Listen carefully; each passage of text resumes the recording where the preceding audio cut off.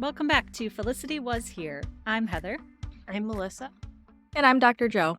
and today we are discussing Felicity Season 1, Episode 13, Todd Mulcahy, Part 1. Hello, ladies. Hello. Hi. How's everyone doing? Good. Doing well. For behind the scenes, we're filming this kind of the first week of January. I still have my Christmas decorations up. I don't know about you. No, they're down. You know, mine never come down because they never go up, so they're just always there. So yeah, mine are still up, and they will be. Oh, I've got my Valentine's Day decks up. Ooh, that's cool. The hearts and my heart garland and blankets and all this cute stuff. I'm Aw. ready. I think the candy is making the switch in the stores. I think it's all pink and red candy now instead of the Christmas stuff. Well, that's a good excuse to go get yeah. some new candy. Well, if you couldn't tell, I'm stalling because I don't have a ton to say about this episode. It's one of my least favorite. But who knows? Maybe we'll actually keep it under an hour this week. Let's see. I imagine we'll be able to. Why do you guys hate this episode so much? Does it glorify stalking? Is that why you hate it? Well, I mean, we'll get into it. To me, it's annoying, and this one is the one that seems like filler to me. Like, I feel like they could have done something different to have her, revisit her love of art than Todd Mulcahy. But Yeah. I don't know. I'm hoping that my opinion will be changed after discussing with you both. Okay. Yeah, I'm curious where the strong feelings come from too, because usually that means it's touching on something inside us. It's not something about what we're watching or what we're interacting with, but it's touching something in our own self that gets us a strong reaction of like annoyance or irritation. So if we do some inner reflection, Oh, we'll no. figure out why this episode in particular is so annoying. Or if other, if viewers feel that way too. Are you saying I'm Todd Mulcahy? I'm saying you need to figure that out. I don't think I've stalked anyone. Well, somebody else might have a different opinion. Or maybe I too have lost my sense of childhood delight or whatever it was. Yeah. Childhood wonder. Childhood wonder, whatever it is. Yeah. Yeah, that could be, that could be hitting that nerve, like that deeper subtext stuff. I don't think so, though, because I literally go to Disneyland almost every week. So I feel like I've got my inner child is satisfied. Okay. Well, we'll just go along and see what happens then, I guess. I got some notes from this one. I don't know. All right. As a reminder, last week, Felicity caught Blair cheating on Elena with one of Elena's friends from home. And Julie found out the identity of her birth mom, Carol Anderson, and was able to catch a glimpse of her, but was too scared to meet her just yet. Those are kind of the biggest plot points last week. And today, as we've discussed, Todd Mulcahy, a guy from Felicity's past, arrives at her doorstep determined to kiss her, despite her solid relationship with Noel. Julie gets an internship with her birth mother's firm. Elena officially breaks things off with Blair, and Ben's father decides to pull financial support from him. And just want to give a quick shout out that Todd Mulcahy was played by Stephen Barra. Looked him up on IMDb. He hasn't done much since the early 2000s, so Stephen, wherever you are, hope you're doing well. So let's get into this episode. We open with Megan in her and Felicity's room. She's in the middle of piercing her own nose when a knock at the door happens. And it's another cute, floppy-haired boy looking for Felicity Porter. I will give him credit. He is very cute. He has very nice blue eyes. He's got a cute smile, cute floppy hair. So I'll give Todd that. Yeah, he's very friendly and I love his smile too. Mm-hmm. And he's looking for Felicity. Megan's like, come here a sec, help me. And he's got to now hold the ice cube on her nose to numb it for her. And she proceeds to pierce her own nose, sticks that needle right in there. She's like, wow, I can't even feel it. And it's really gross. But then Noel knocks on the door too, also looking for Felicity. And Megan says that she's got a lot better stuff to do than just keep tabs on her adorable roommate. So this mystery boy introduces himself to Noel as Todd Mulcahy. He's an old friend of Felicity's. He explains that Felicity was his first crush and vice versa. He was her first crush. Went back when they were 12 years old. And he said that he ran into her at a supermarket in Palo Alto over Christmas. And he has come to New York to kiss her. And he's telling this to Noel, who is her current boyfriend.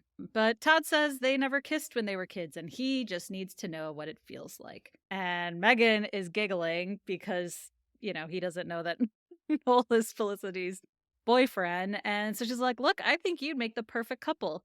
Todd says, thanks.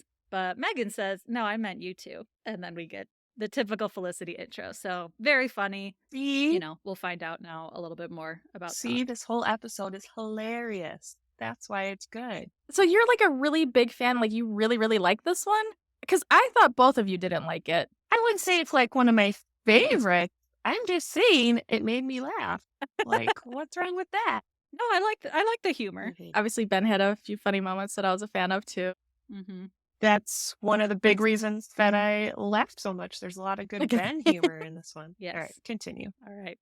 So Felicity asks Sally in her tape if she's ever wanted something so bad that she does super superstitious stuff just for good luck. And Felicity explains that there's this professor, Dr. Peter McGrath, who has this seminar, and he is a very big deal. If you get into this seminar, you're basically going to get published, and then you'll also, if you get published, you'll basically get to be accepted in any med school in the country of your choice. She says that 200 people apply every year, but only 10 get accepted. And so we see Felicity and Elena in McGrath's lecture hall. McGrath is played by Chris Sarandon. And most people know him as, I think it's Prince Humperdinck from Princess Bride. I know him mostly as the voice of Jack Skellington, the speaking voice, not the singing voice. I don't know why, but I missed the boat on Princess Bride when I was younger. And so I didn't see it until I was maybe in high school. And at that point, I just, it was cute, but I wasn't obsessed with it. Do you both know that movie really well? I think it's a great movie. I watched it when I was a kid. Yeah. I'm not obsessed with it, but it's a really good movie. I like The Princess Bride a lot. That's like way up there. Yeah. I'll have to revisit it. I haven't seen it in a while, but it's a good one. And I know, I remember going around the classroom one time, icebreaker thing, what's your favorite movie? And 10 people, their favorite movie was The Princess Bride. Because it's got a little bit of everything. It's got romance and comedy and adventure and all this stuff. So yeah, it makes sense. No, a lot of people love it. It is a classic. I just, for some reason, I missed the boat on it when I was a kid. And Chris Sarandon was also married to Susan Sarandon. It was his first wife, which is funny because I was always under the impression that they were brother and sister because she still has his last name too. So I always thought they were brother and sister. And she was with Tim Robbins for forever. So I just never thought she was married before. So that was funny when I was doing my IMDb research. I was like, oh, they actually were married. We got hoodwinked. That was the hoodwink of all time because I was also under that impression. There's zero resemblance. Well, it's a cool last name. It's a good name for her. So no wonder she kept it. Has a nice ring to it. That's true. Mm-hmm. And Humperdinck was the villain, right? Oh, yeah. Yes. Okay. And Jack Skellington, he's not a villain. There's a dark side to him. He's like an anti-hero, I guess. So there's some villainous vibes, though, here already from Dr. McGrath here, but we shall see. So then Felicity says that her dad, in a very Dr. Porter way, says that getting into McGrath's seminar is monumentally important to her career as a doctor. Then we see that Felicity is, I think, studying, and Noel approaches her just with the words, Todd Mulcahy. And she says, wait, what? How do you know Todd Mulcahy? And he says that he just met him in her room. And he had left a nerdy little note for her to meet him at his hotel. And Noel says, well, he said he came here to kiss you. And Felicity's pretty much in disbelief at that. But she's also panicking about her exam for McGrath's seminar. She says that what's even scarier is that if she does do well on this test, then she has to do a one-on-one interview with him. And so she's freaking out about that too. She's like, I don't have time to worry about Todd Mulcahy right now, but she gets on the payphone to call him at his hotel. And Noel actually brings up a great suggestion that she should speak with someone who's already been in McGrath's class, which, yeah, I think that's actually good advice for once, instead of him telling her not to talk to people or make up lies. So yeah, I appreciated that. That was good problem solving. As Felicity calls Todd from the payphone, Richard then comes up to Noel, always Richard, and asks Noel if he sent in his request form for a satellite dish. And Noel says, I did, but they said, like I told you, it's not allowed. And Richard's like, I don't really care what's allowed or what's not allowed. You two are fraternizing. And he's like, so I'm just going to install the satellite dish anyway. So Richard's going to Richard. Then we see at the loft, Sean is eating a lot of something in a big mixing bowl, something he's working on. And Ben comes into the kitchen and he tries to get Ben to try some of it. He does, but then Ben spits it out and he says, whatever that is, don't pursue it. It's bad. Apparently it's cereal, but that was very funny. That made me LOL. I really did laugh out loud. See, every Ben moment made me laugh this episode. He's so cute. He's so funny. He's very funny in this one. And there's more Sean, and maybe that's why they get to like play Yeah. off of each other more. So then Ben sees that there's a paper on his coffee table, and so he's reading it, and then Julie gets out of the shower and he asks her if she's applying for the internship at the architecture firm where her birth mom works without talking to her first. So that form was the internship application. And Julie says that she's thinking about it, but Ben snaps back that that's incredibly stupid. Julie says it's a chance to get to know her mom a bit, but Ben replies like, fine, whatever, go ahead and do it. Like, you want to do something stupid, go ahead and do it. And Julie's like, God, thanks for your permission, and starts to storm off. But Ben realizes that he was being a dick. A dick. And so he gets up, he's like, wait. Don't listen to me. I'm just pissed off and it has nothing to do with you. Ben explains to her that his dad called and said that he's going to cut him off, that he doesn't want to support Ben financially anymore. And so he's coming from this obviously hurt place with his own parents. So he tells Julie that he just doesn't want to see her get hurt and he apologizes. So I'm very happy that he realized right away that he was being an ass and apologized. Because I was like, excuse me? When he first snapped at her, I'm like, oh, what are you doing, man? But then he caught it so fast and immediately apologized and took ownership of it. I was like, okay, we're okay. Because I was a little bit like, uh-oh. That's because he's so emotionally mature. I don't realize it right away. But he is. Not the first label I'd put on him, but He was so supportive. But listen, he was so supportive of her and like so mature the last couple episodes when she was like thinking about contacting her mom. And so like, yeah, when he did say that, that's stupid. I was like, oh, Ben. But then right away, of course, he's like, no, sorry, I'm dealing with my own issues, blah, blah, blah. Yeah, it's not about you. It's my own stupid stuff. Yeah. So that was awesome. Growth. Also, I have to put one more thing in here about this, which comes up later again. Julie is trying to think about applying to this internship for her mom's work, where she's like an architect, right? How is Julie getting this internship at this prestigious architecture firm when she's a music major? Just saying, there's no way. Yeah, I wondered that too, but we got to move the plot along. So through the miracle of writing, she gets the internship position. Whatever. To be fair, it looks like the job is just fetching people lunch probably and coffee and like making copies. So I don't know, But like still, I know. It doesn't. It still would be somebody from that world who should You get would the think, position. yes. You gotta start at the bottom. Unless there's multiple positions. But it sounded like there was only one, so I don't know. Unless no one else applied. I don't know. Moving along. So then in the mailroom, Blair approaches Elena, saying that he's left her a bunch of messages. And Elena can't even look at him. And she just says, you don't want to talk to me right now. And yet Blair does not leave her alone. He's like, oh, you want to go get some? And she's like, walk away. And she's warning him again, like, walk away. And Blair has the nerve to say, what now? And Elena swings around and she just slaps the crap out of him. He like falls to the floor. I mean, yeah, she warned him, but it's a little violent. Yeah, I feel like she hit him so hard. Like, did they need a stunt double for that move? Like, he flew across the room or like across the hall anyway, for real.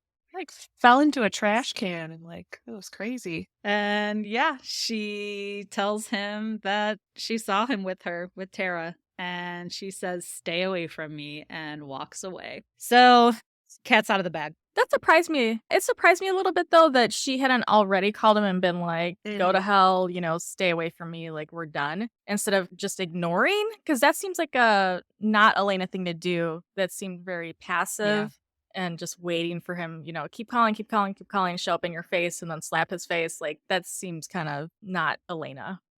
I was surprised that they didn't show her in that previous episode, like coming up to him at the jazz club, like right away and just like slugging him there. Yeah, if she was going to do it, but she was crying quite a bit. So she probably had to digest that a little bit.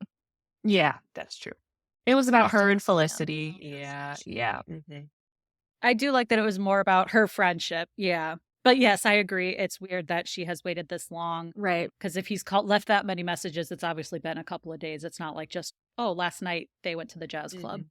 So then Felicity is studying for the McGrath test at work at Dina DeLuca when Javier comes up to her and asks her if he looks thinner. He's like, no, really look. And he turns around in all different directions. But instead of checking out Javier, Todd Mulcahy appears and Felicity sees him. So she wants to take her break now. And Javier's like, oh, okay, so I'm fat. Great. She's like, oh, you look great, but my friend's here. So she gets to take her break. So Felicity goes up to Todd and gives him a hug and gets to sit down with him at Dina DeLuca. And that's where he tells her that he's come to kiss her. Then explains that they had an intense thing going on in summer school and almost kissed when they were 12. They were young. This was a long, long time ago. Although I guess if you're 18, so maybe it was only 6 years ago. But still, 12, you're kids. And so he says, what happens when you meet your soulmate when you're a kid? Then you just go the rest of your life not being with your soulmate just because you met them when you were a kid? I don't know if I buy that argument. But she explains that she's dating Noel, the RA. He's like, oh yeah, well, he seems great. But he wants to disregard logic and take a huge romantic risk. And Felicity responds that she's done that and it doesn't always turn out like you expect. So I feel like they already do the wink wink to the okay, she gets that she's done this before. She's not really one to talk or get pissed about this behavior from Todd. So I feel like they've established that early on. So I think that's why I get so annoyed, is because it's we're just continuing to beat the dead horse throughout the whole episode that he won't stop. He's stalking her.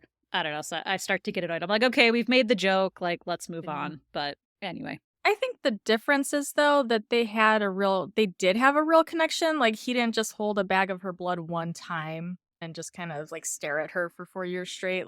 It seemed like they had a genuine connection and some moments together and really related to each other at that time. So it does feel deeper than her situation with Ben. For sure. Yeah, they were actually friends. But on the flip side of that, while she did do this crazy thing to Ben, she didn't come up to Ben and be like, I want to be with you. Let's be together. Yeah, he's very persistent. Yeah. I want to be with you. Yeah, she played it a little bit more cool than that. He was very direct. But again, she's not very direct. So he's very direct and he's just like, look, this is what's up. This is what I'm trying to accomplish. Let's make this happen. So he got straight to business. I appreciate that. Being very honest. He's not being shady and slinking in the background, being like, oh, I didn't know you go here. Totally forgot you're going here. Yeah. But yeah, I think it's great that that Felicity acknowledges that she's done this similar thing. She's disregarded logic. She's taken a huge romantic risk. But unfortunately, yeah, it doesn't turn out like you would expect. But Todd says, hey, you should get back to work. She's like, okay, yeah, have a good trip back home. But he says, nope, he's going to get that kiss and he's going to call her. So he's got confidence, I guess. I don't know. What do you think he would have done? Do you think he would have just been like, okay, here, let's just have a quick kiss, just a little peck on the lips and just okay, we're done, we found out. Do you think he would just do that just to make him go away? Or would you be like, no, I've got a boyfriend, get out of here? I think at that point I wouldn't have been nice anymore. And I've been like, you're really creeping me out. Please leave or I will call the police. Well, I wonder why she wasn't that creeped out. She seemed more stressed out by it. So I wonder what that means. Because she didn't seem I think she doesn't know yet all the things he is gonna do. So right now it's just hey, I came to kiss you. And he's like, no, I'm gonna get that kiss. I'll call you later. I don't know if she would have maybe taken everything seriously yet at that point, but obviously it gets a lot worse. But yeah, I don't think I would have been like, oh, sure, let's get it out of the way. Noel would definitely be hurt, I feel like. I would just kiss him and be like, see, there's nothing there. Bye. But what if he's like, oh yeah, that was the best kiss of my life? Then what if that just made him even crazier? Well, she could definitively at that point say, I don't feel the same way. And he'd be like, okay, now we both know. Now I'm going to leave. If you think he would accept that answer, maybe. I think he would. Because I think he was posing this as also a mystery to her, not just a mystery to him. I don't think any of this is normal, okay stuff. I'm just playing along with it just for the sake of it. I know. Okay. Got to talk about something today. So, listeners, what would you do? Would you kiss him or call the police? Let us know. Join our Discord. Shoot us an email. Then Felicity and Elena are sitting down with that former student of Dr. McGrath's per Noel's recommendation. And the former student says that she's, 24, 25, 26 years old, and she knows that one of the most profound experiences of her life is already behind her. And already I'm like, ugh, like gagging over this. Felicity and Elena are like, wow, his seminar is that good. And she says, oh, well, he's not just a genius. He's so much more than his reputation. Peter, first name basis, Peter challenges you in ways you can never predict. And Elena responds, yeah, plus he's got this whole sexy thing going Barf. on. We saw him very briefly, but I didn't see any kind of sexy vibe. No, there was no sexy vibe.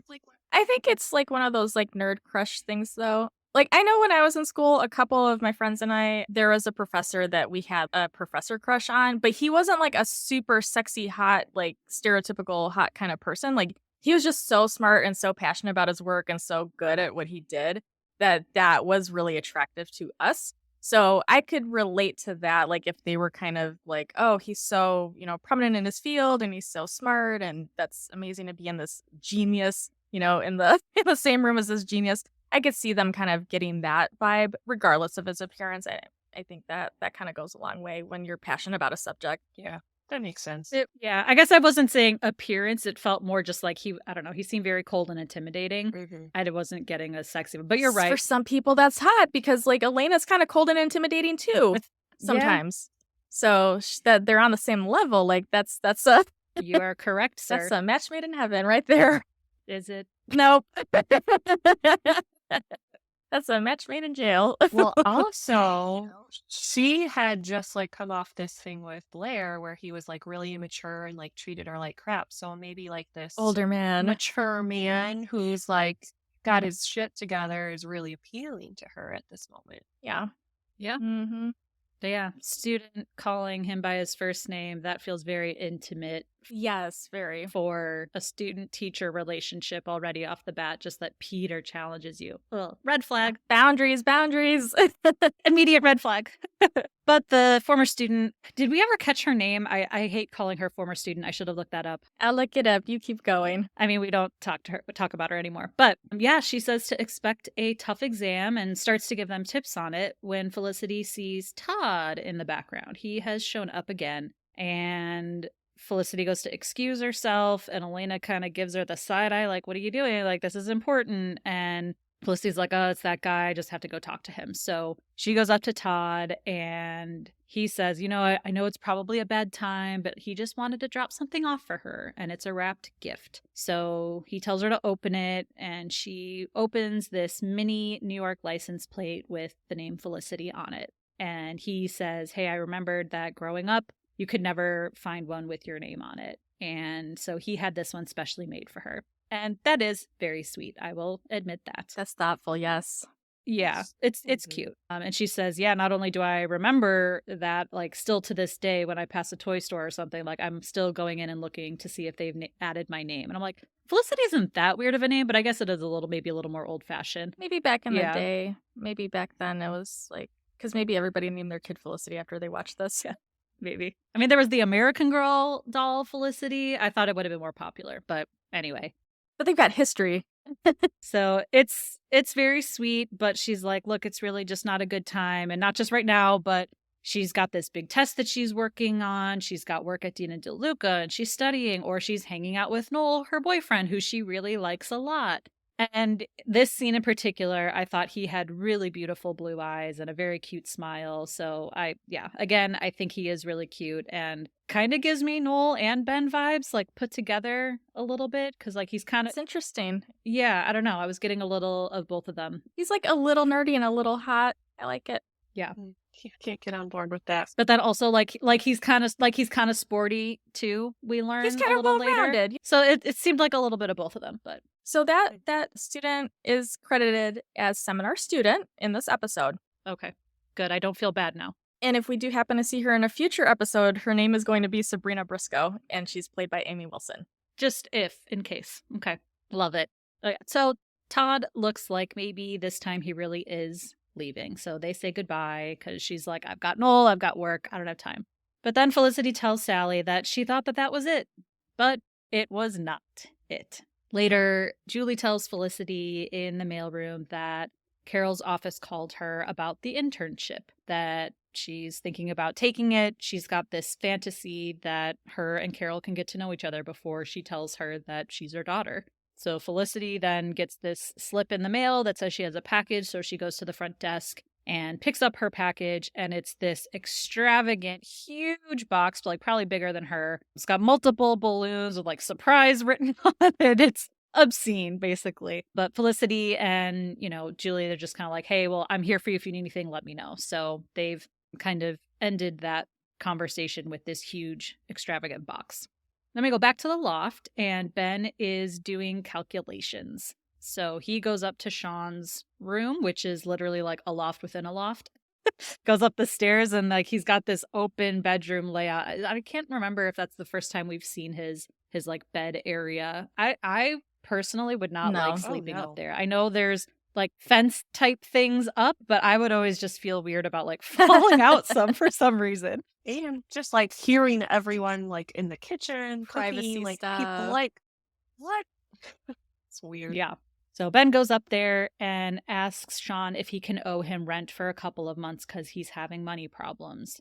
And Sean's like, I could tell you yes, but I'm going to tell you no, and here's why. He has a mortgage that kicks his ass every month, and he needs roommates to help pay for that mortgage, and he hates having roommates. And then the other two roommates have already left, so now Ben is the only one that's helping on this mortgage payment. So Sean eventually, I guess, lets up. Ben was like, hey, if it's not okay, cool, I understand. I'm just, struggling. And Sean's like, all right, I'll give you 1 month. At this scene, I have to ask, how did Sean buy a place without having a job or any income? I don't own my place, but I've looked before. I know what it takes to get a mortgage. Like, how do you not have a W-2? They're not just handing them out. Yeah, like you need a job, you need income. I don't understand how. And in New York City, I don't know how this ever happened. Especially in New York. I don't know if you guys see these on Facebook, but there's this guy who like finds people on the street in New York. It's like, how much do you pay for rent? Can I view your apartment? Oh yeah. And they'll be like, I pay $4,000 a month. And it'll be like a broom closet. So I'm like, what? There's no way. 300 square foot studio. Yeah. Well, things were a little bit different, I guess, in 98, 99, but still, how does this slug not have any kind of job at all? Like, not just like the financial standpoint, but like, how is he not doing any kind of work at all? Like, he can't even like, I mean, we would have said like, do Uber or Lyft or something now. Like, why can't he drive a taxi? Like in New York, he could make some good bank. Bike messenger. Yeah, bike messenger, something. Like, you don't have to. Dean and DeLuca. Yeah, Dean and DeLuca, where all the kids are hanging out. It's like, do new batches of college students just finance his mortgage every single year? Like, do they just graduate and like he gets a new batch of kids coming in, like paying his mortgage for him? Like, how I don't understand this. Like, how he can't, like, he doesn't work at all. I'm not a fan of that. Yeah, I don't even think he would have gotten a mortgage in the first place, so I don't get how he's not just renting. But it's kind of the TV trope, right? All these characters always have huge, gorgeous places in New York City, which would cost a fortune, like Friends, and even Felicity's dorm room is way They bigger. have jobs. Like on other TV shows, they have a job. True.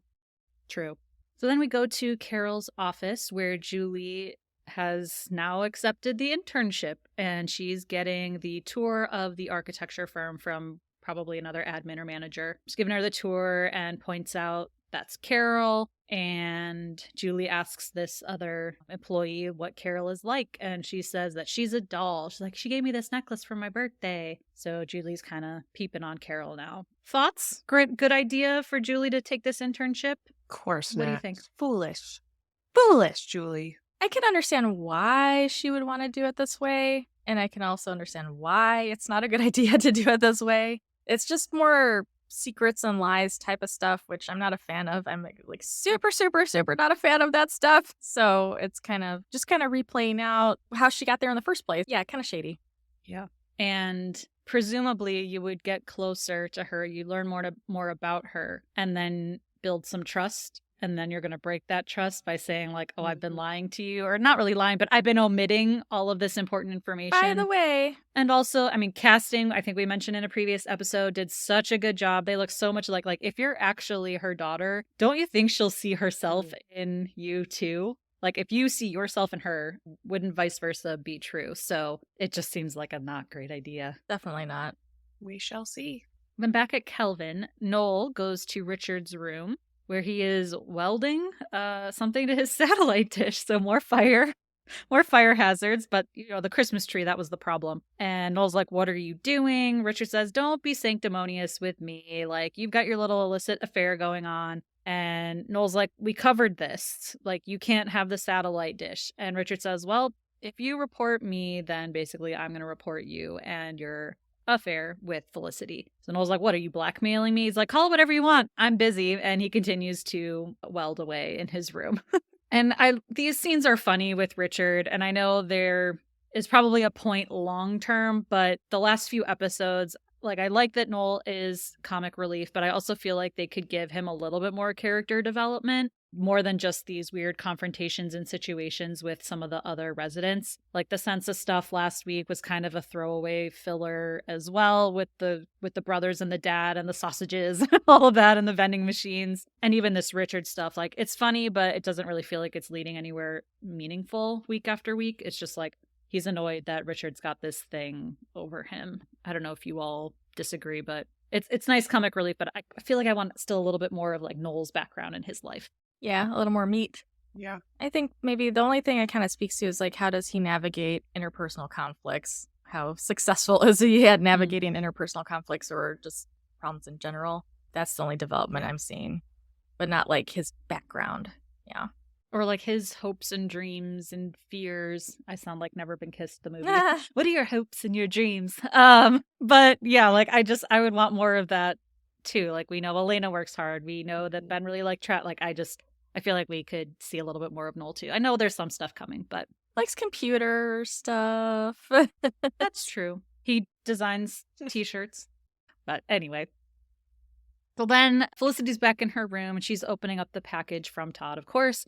And Noel comes in and she tells him that this box is from Todd. He's like, listen to the answering machine. And he's left so many messages, wants Felicity to call him at his hotel. Noel's like, this is a problem. And Felicity finds a letter from Todd in the box. And basically he said that this whole package is a Felicity time capsule that's to help restore her childlike wonder that he thinks that she has lost.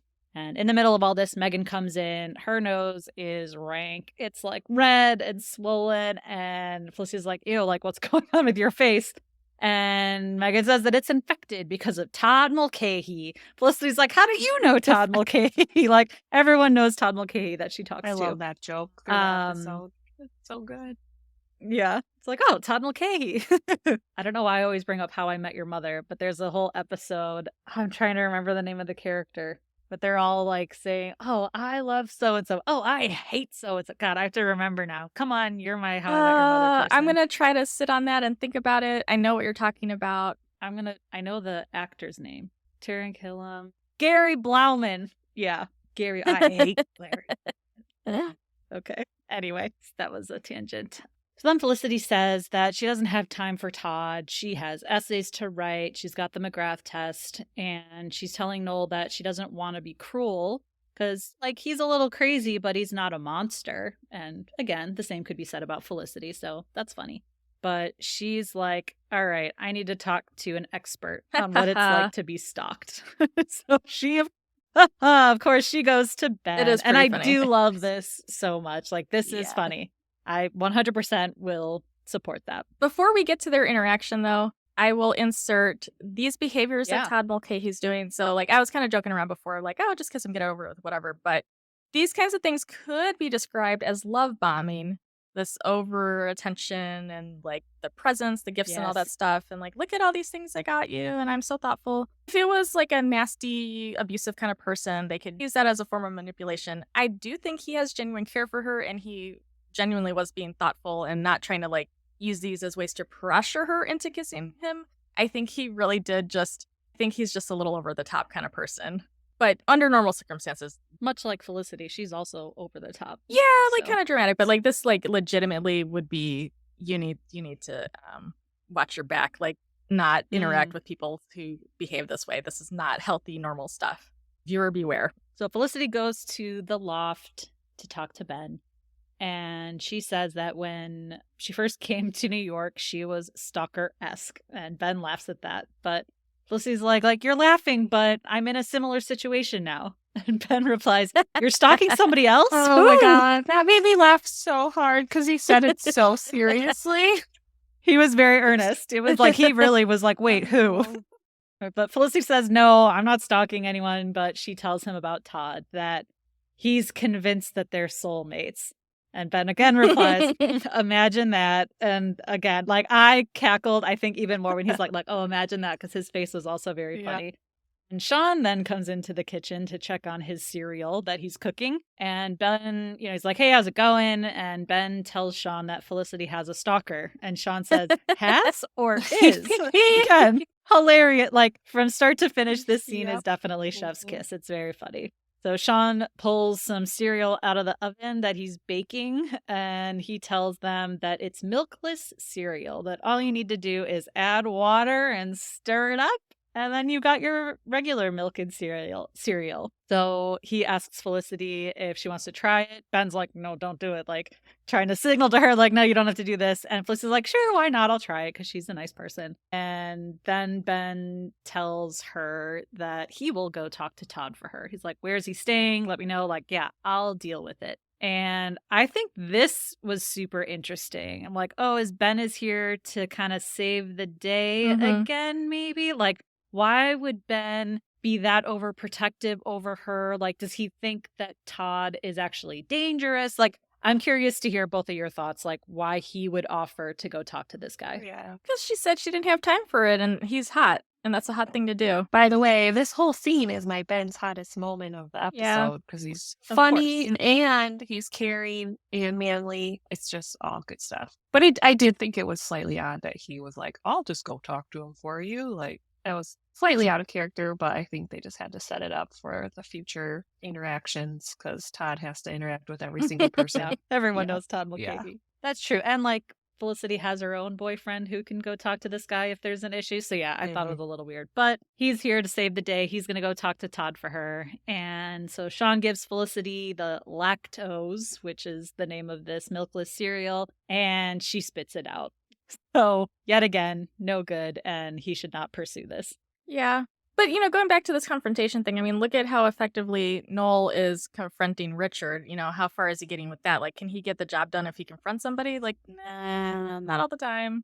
So, and I don't know, obviously Ben's probably not privy to all of that, but I could kind of see, like, maybe an idea that Noel's not the kind of guy who can, drop the hammer and shut it down. And maybe Ben could more fill that role. We'll see how they both do.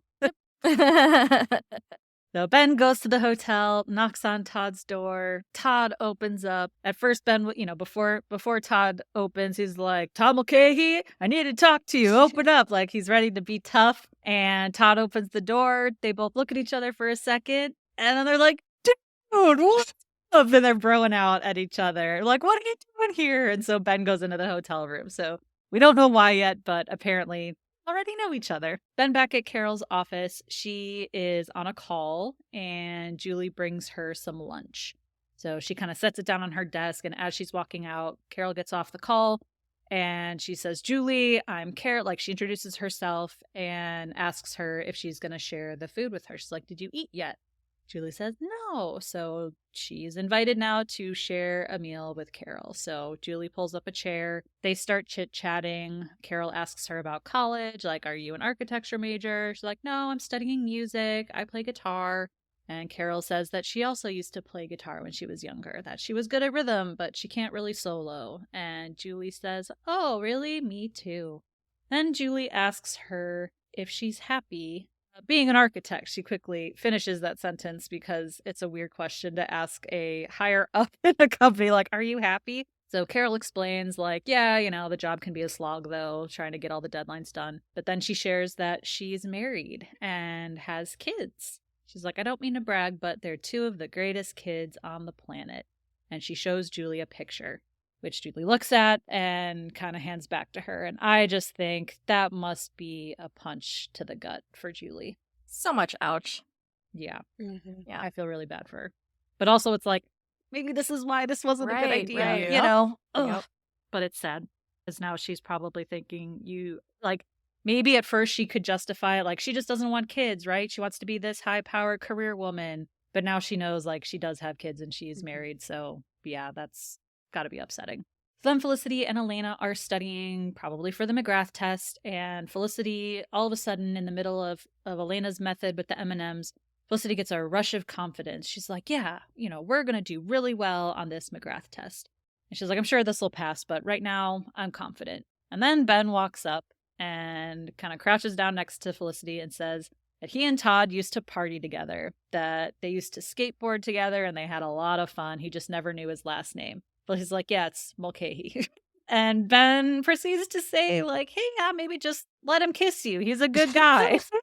And I mean, that's just kind of, silly. But now Ben needs a favor and asks Felicity if Dean and DeLuca needs anyone. And he needs a job, basically. So Felicity says, like, she'll talk to Javier about it. So then we go to the lecture hall. Felicity and Elena are taking their exam. Again, they're not sitting together, which I think is weird, but I get it. It's for the nice, pretty shot. But then Todd is outside of the classroom door, and he starts holding up signs a la Love Actually, like, to me, you are perfect style. But he's asking Felicity, while she's taking this test, when they can sit down together. And Felicity's like looking at McGrath. She's looking at Todd like, no, go away. I don't have time for this. Shaking her head no. And Todd wants to do it tonight. And so Felicity finally agrees, but she still looks annoyed. And in this specific scene, I feel like Todd is a little bit of Felicity and Noel put together. Like, he's sweet and romantic, sending her the gifts and everything. And Noel was really good at, like, getting her the textbook that she needed and getting her the chocolate that she likes, but also, like, can't let shit go. Even though, like, it's not the biggest thing going on in her life right now. Like, when she was struggling with her parents and he was like, oh, they don't like me. I messed up, right? So I was getting some Noel and Felicity vibes in that moment, but maybe they are soulmates. See, maybe he's onto something. No, I'm just kidding. Does that mean that you think Felicity and Noel are soulmates? Not even a little bit. No, Heather, you're really reaching. That was a good one, though. You just said it. Maybe that means they are soulmates. I mean, Or because they were Felicity, like, they're both like she is. Not because of Noel.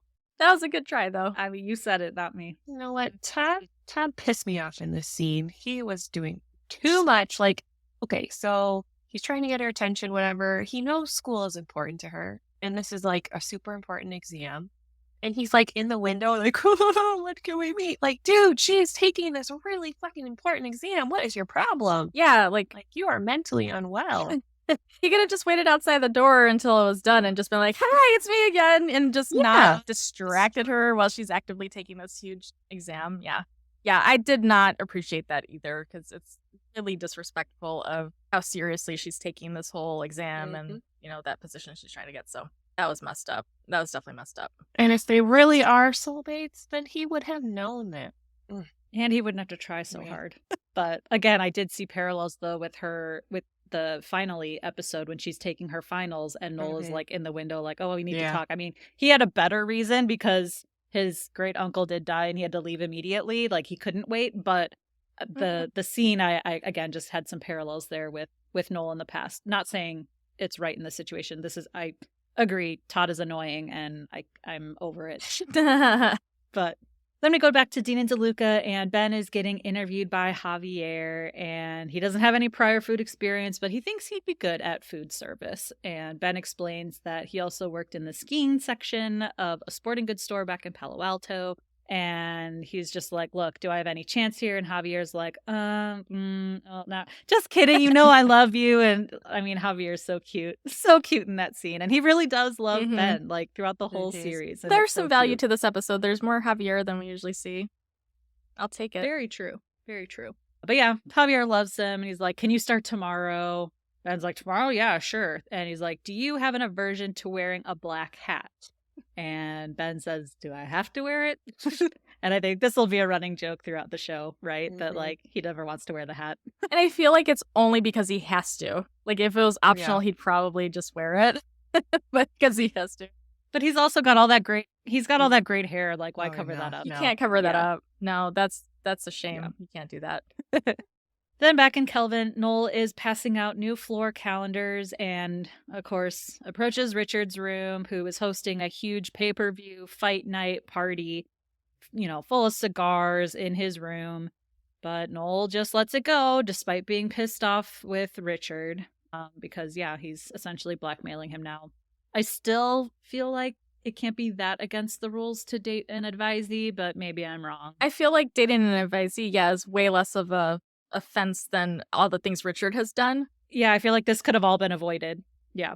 But anyway, he leaves Richard's and goes to Felicity's room, and Todd is waiting outside Felicity's door. And Noel's like, you again, like, look, stay away from her. So he tries to confront him, but then Todd says, well, what am I supposed to do? Turn off my heart? And I guess this is my angsty away message of the week, but I didn't really find anything that great or angsty in this episode, mostly annoying, so it's not even that good of an away message, but that's the best I can do. So then Noel is just like, look, stop giving her presents, just leave her alone. And Todd says, well, we're supposed to have dinner tonight. And I was like, wait, so you made a plan? Like, you guys are having dinner? And Todd then kind of distracts Noel and's like, oh my God, I love your shirt. Noel's like, oh yeah, I designed it.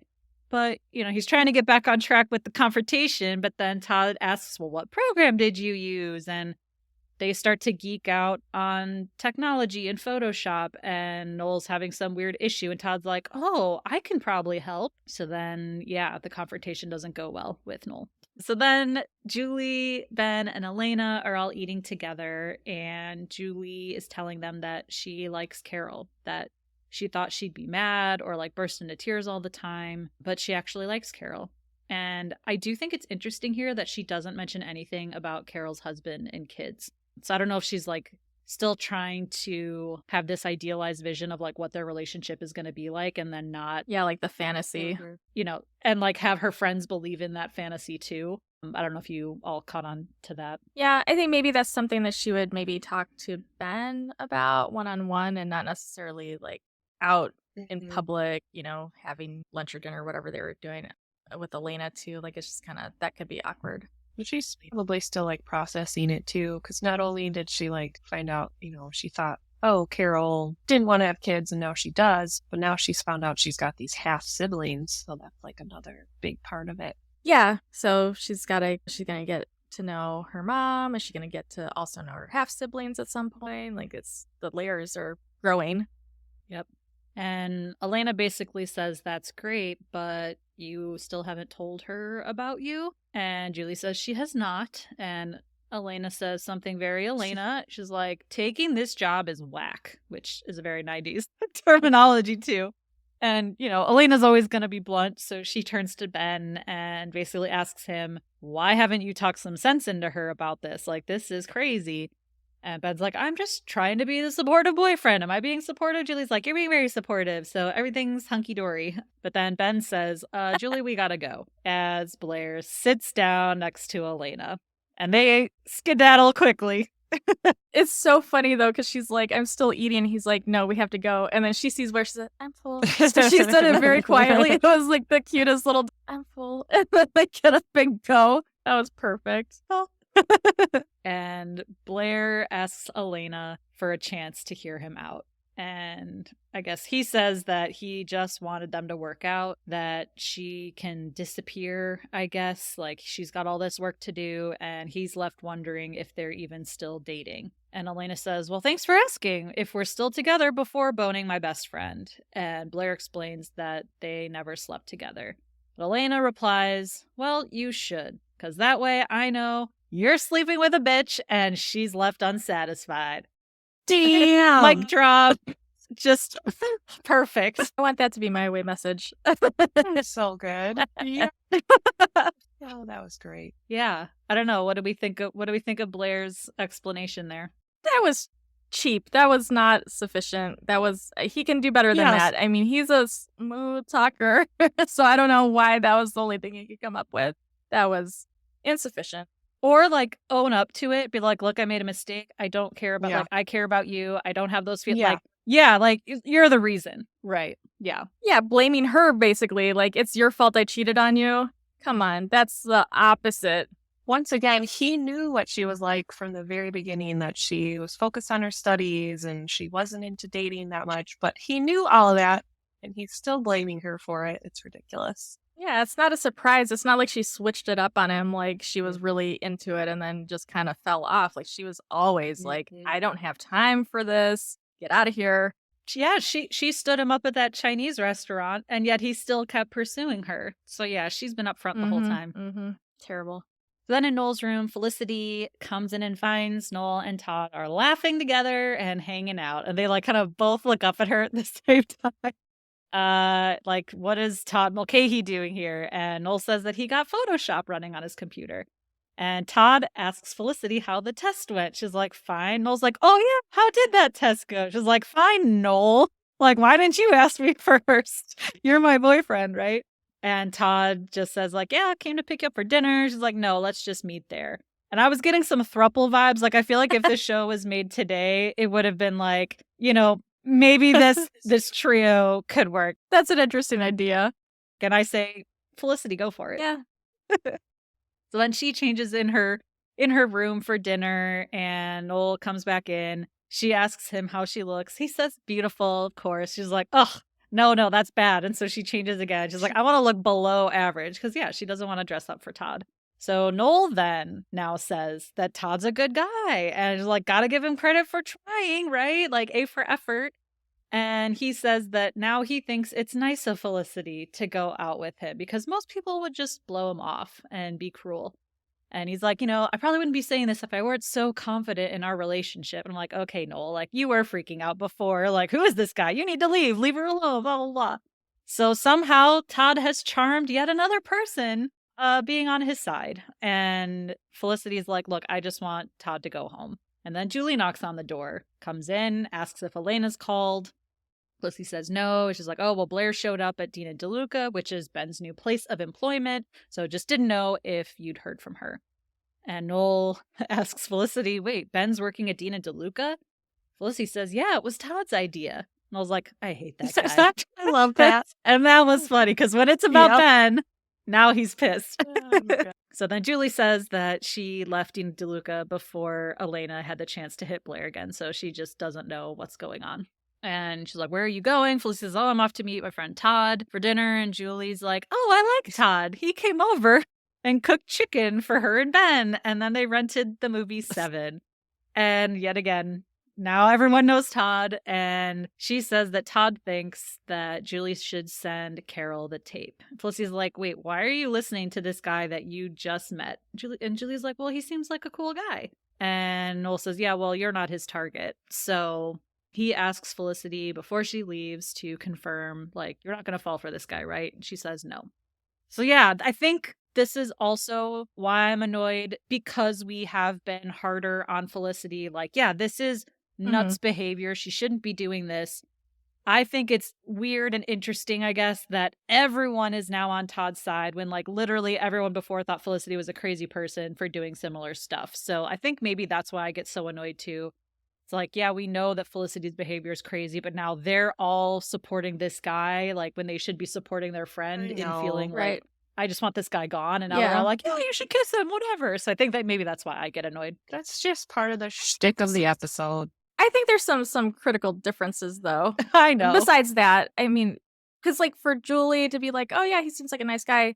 He's not being introduced as Felicity's stalker. He's being introduced as an old friend of her boyfriend. So that's a different dynamic that she's going to have with him right off the bat. Like, oh, you two used to skateboard together. Tell me stories about when you and Ben used to hang out together. What was he like when he was younger? Like, there could be a lot of conversation in there and she could get to know him for him and not as, oh, this guy's been bothering my friend Felicity. He's such a creep. I think there's very different dynamics, and that's why people are relating to him differently, because he is different. He is not the exact carbon copy of Felicity. For Julie for sure, but like for Ben, who's been stalked by Felicity, and I'll be like, oh yeah, you should just kiss him. He's a good guy, whatever. And now Noel's like, because he knows him. That's his old friend. He's not just some random guy. Like, they know him. Like, he's not some like guy that just creeped up out of nowhere. yeah, but Ben also knows Felicity, and they are friends now too. They never went skateboarding together. Come on, Heather. Come on. Yeah, but he didn't even know Todd's last name. Yeah, because like you hang out when you're kids, like you don't like call them like, "Hello, Mr. Mulcahy." You're just like, "Hey, what's up, Todd?" Like kids don't do that. Like they hang out at a skate park. They're not gonna exchange background information. They're just gonna hang out. Right. Which is why I think their relationship is less deep than Ben and Felicity even. But and then Noel is like, "Oh yeah, you should I'm glad you're having dinner with him. This is great." Like it's just everyone is changing their opinions and no one is like supporting Felicity's desire to not. Yeah, that sucks. Also, Ben forgot Felicity's first name, so he at least knew who Todd was. Remember when she showed up and it was the picture day and he's like, and she had to say Felicity. That's how much he didn't know Felicity. He obviously, Back then, 100%. yeah, but he knew Todd way more. He had like lots of interactions with Todd compared to like, oh, this girl held my blood, but I didn't even remember who that was. Like he probably didn't even remember that moment, but she was fixated on it. I think there's a lot of differences. I think he's way over the top and he's like wildly inappropriate too, but I can understand why people are relating to him differently than they related to Felicity when she was up to her similar antics. Okay. Here's the point where you say agree to disagree and then we move on. Yeah. I mean, no, that's true. I just still, yeah, they're her friends now. And I would have thought that they'd be more on her side or supporting her. That's all. And that's why I get annoyed. She doesn't seem, I think, if she was more distressed, like if she was Mhm. crying and stuff and she was like really disturbed, right now she just seems kind of annoyed. And like that doesn't seem as like a serious level or like, oh my God, girl, do you need anything? Like, I'm here for you if you need to talk about it. It doesn't seem that serious the way she's behaving. Like, it just seems like she's just kind of annoyed, like she gets annoyed about other things. Okay. I know, it's okay. Let's go. Keep going. So Felicity does meet Todd for dinner. He tells her, "Thanks for sitting down with me." And he explains that running into Felicity at the Safeway back in Palo Alto, he doesn't think it was a coincidence. Like, he had gone there earlier in the day and for Thanksgiving and or Christmas and forgot to buy the turkey. Like, who forgets to buy the turkey at Christmas? And so then he went back and that's where he ran into her and she was worried about her grades and said that, oh, nothing's changed. Like she's still a nerd, still worried about her grades. And he thinks that like there was this almost kiss moment when they were kids when all he had to do was lean in and things would have been different, right? And so Felicity says that that was a long time ago. But he hasn't forgotten about that moment. And he asks her, like, why do you think you haven't? Like, you haven't forgotten that moment either. And she says, sure, at that time, it was a big deal. And he's like, yeah, because they represented something to each other. They were an alternative, that there were expectations, and yet they always encouraged each other to do what they wanted to do. He said, like, he gave her some art supplies and she used to draw. Felicity's like, I used to doodle. He was like, no, like you were really serious about it. It's what you wanted to do. And so he's kind of, I don't know, he's making their relationship into this whole thing about like she's not doing all the things in her life that she wanted to do when she was 12. And he's a part of that, I guess, because she's not kissing him. I think he's genuinely concerned about her future and her present and her future. I think he's really worried about her. I'm kidding a little bit, but kind of, yeah. Yes, that moment in Safeway, he's now very concerned. So Felicity was like, look, like, say everything you want. I don't really care. Like, I'm not interested. Thank you, but stop calling me and sending me things. Okay, take care. She grabs her coat. She starts to leave. Todd chases after her outside. Again, like, this part is exhausting to me. He then continues to say, like, if I had kissed you, like, it would have meant something, but I chickened out. And it's like, I'm doing what most people never do. I'm trying to reopen the window.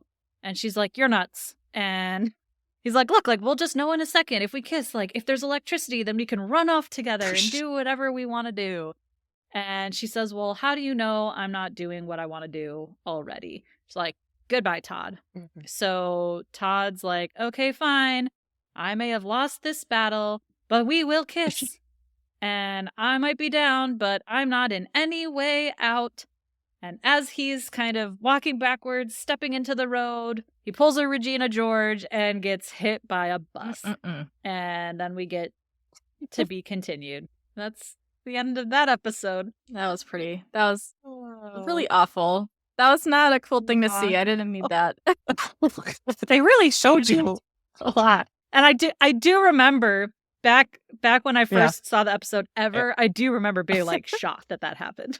That's some big time shock value. Now I just laugh. What happened? Yeah. Terrible.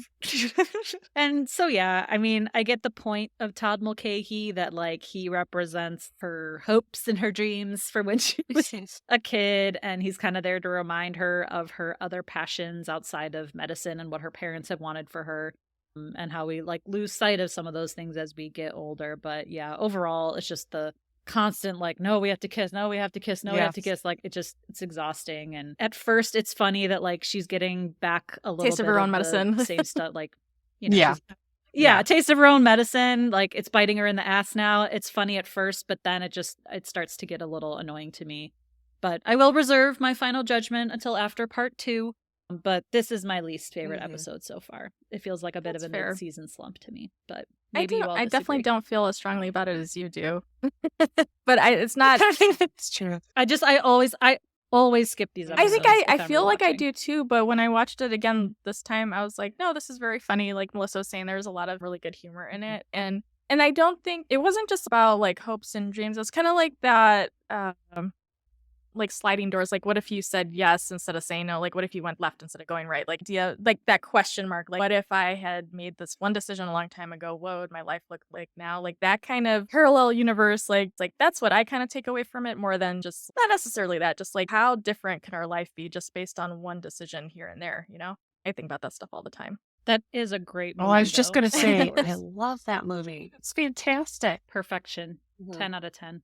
Yeah, I think that's why I'm a little bit like, hey, with this. Also, I have a book recommendation for viewers just because there's so many red flags here. It's called The Gift of Fear by Gavin DeBecker, and its subtitle of that is The Gift of Fear, Survival Signals That Protect Us from Violence. There's lots of examples. There is some trigger warning content stuff, like some yuck that is described in the book, so just a heads up there. But it's really good examples from his career of teaching people how to trust their instinct and not shut off that little voice that is trying to get their attention and talk to them. Like, listen to that. You are right. Like, don't get in that elevator if you don't feel comfortable getting in an elevator. Like, don't keep interacting with people that you don't feel comfortable around. So it's a really good book. I did not finish it yet, but what I read so far, it was spectacular. So highly recommend that book. And I recommended it to patients as well. Is it all about relationships or it's more just bigger than that?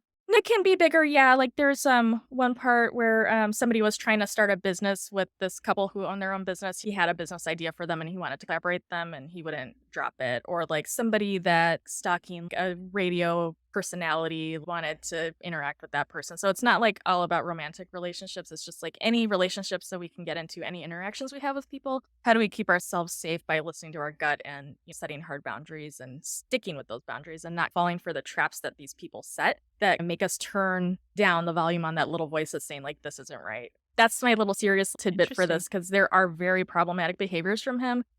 And I still think he's a funny character, like just because of this is a fictional thing and it's not like he's not a bad guy, but just in real life, please watch out because there are some not nice people out there. For sure. Yeah, I definitely love the humor from the episode, but I wonder how it would feel if instead of Todd being the way he was just like this serious character from like a former boyfriend of Felicity's who's visiting New York and wants to talk to her. And like throughout the episode, they kind of like show how her art passion was left behind. And like he kind of brings it out in her again in a serious way instead of this like, stalker doofus, like interacting with all her friends and causing chaos. Like, I wonder how much that the artistic side, when she thinks about that more, like how, trying to explain it, like how more impactful that would have been if it had come from a serious person instead a less hokey kind of presentation.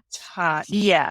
100% agree. Yeah, I think that's my main issue with the episode too. It's like, it's funny, but I think they could have done it a different way that would have been more effective or impactful.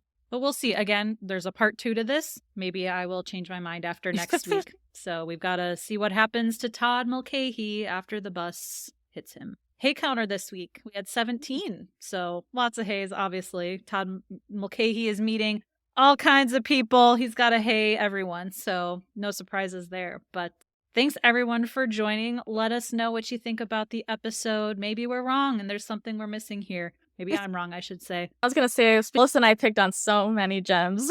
It's okay. I can admit it when I'm wrong. Again, not a terrible episode, just not my favorite. My least favorite for sure. But still, it's Felicity, so it's amazing. But join us in Discord.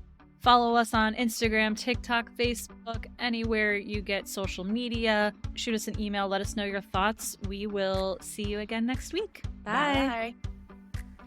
Felicity Was Here is produced, written, and edited by Heather, Melissa, and Dr. Joe.